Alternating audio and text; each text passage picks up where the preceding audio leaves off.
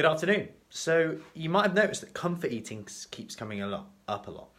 And that's because literally today again, so working with clients, some ladies this morning, one-to-one and in our groups, it comes up time and time again as the biggest barrier. The meals are fine, everything else is fine, but there's something there, like picking at stuff and then it's already done, then beating yourself up, vicious cycle. Now, part one, I talked about comfort eating a few days back, and that was the first task. If you missed that, you can just scroll back or comment below and I can send you what the first task was. Now this one, so the best thing about it is the ladies I work with actually come up with their own answers.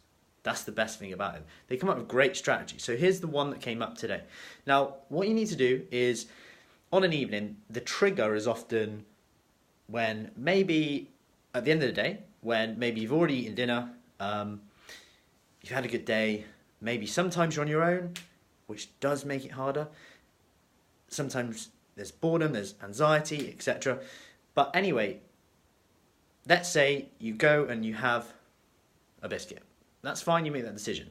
Then all of a sudden you feel the floodgates open, you have more and more and more. Yesterday we talked about the 5 things that make you happy and putting that next to the biscuit tin and then going to do one of those things.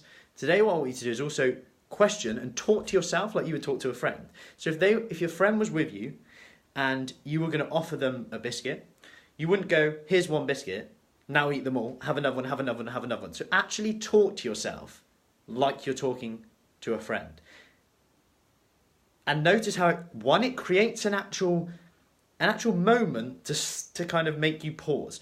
And even if you still do it anyway, don't think that you failed. In fact, it's not a matter of if you fail, it's when with this. It's about having more better days than days where you feel out of control. And eventually, you keep gaining that confidence, gain that momentum. You go and go and go, and it gets better and better.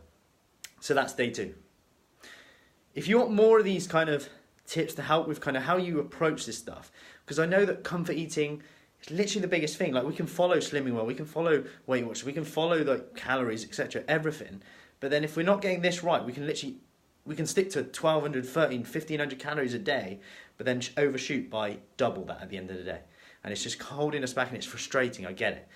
If you want a few more of these, I do have other tools, strategies in my book, which I'm giving away for free. I'll put a link in the post as well. Have a look at that. It's completely free. I'm giving it away for free because it just takes you from A to B. Okay, and that's all you need to do to start with. Don't worry about all the complex stuff right now. Carbs after 6 p.m, apple cider vinegar, all that stuff, all the fancy stuff. It's just about how you think about this, how you approach it, and just changing your approach. That you don't have to be perfect to get it. In fact, being mediocre with this stuff and just turning up is going to get you way further than trying to make it perfect, okay?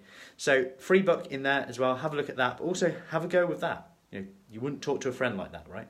So, anyway, any questions you got as well, do let me know. And have a great day. We're off to one last session tonight, our group session. Then I'm actually got a few meetings, exciting meetings about our app, our nutrition system tomorrow, and building everything going forward in Newcastle. So, long journey for me tonight. Anyway, take care, and any questions, do let me know. Speak soon.